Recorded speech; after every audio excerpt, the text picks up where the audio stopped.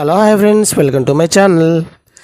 శ్రీలంక పర్యటనలో టీ20 సిరీస్ను సొంతం చేసుకున్న టీమిండియా వన్డే సిరీస్లో మాత్రం ఘోర పరాజయం పాలైంది. 3 వన్డేల సిరీస్లో భారత్ 0-2 తేడాతో ఓటమి పాలైంది. శ్రీలంకపై వన్డే సిరీస్ను భారత్ కోల్పోవడం 27 ఏళ్ల తర్వాత ఇదే తొలిసారి కావడం గమనార్హం.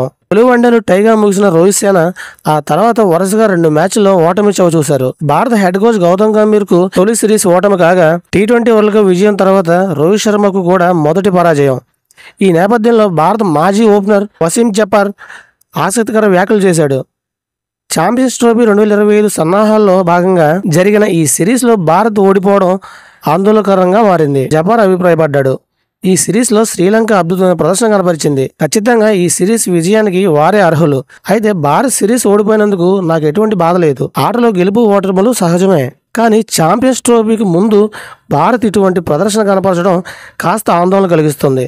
ఎందుకంటే ఈ మెగా టోర్నర్కి ముందు భారత్ కేవలం 3 వన్డేలు మాత్రమే ఆడనుంది అని జఫర్ ఖాన్ ఎక్స్లో రాసుకొచ్చాడు. ఛాంపియన్ ట్రోఫీ 2025 సన్నాహాల్లో భారత్కు ఇంకా కేవలం 3 వన్డేలు మాత్రమే మిగిలిన్నాయి. ఈ ఏడాది నవంబర్లో ఇంగ్లాండ్తో 3 వన్డేల సిరీస్ భారత్ ఆడనుంది.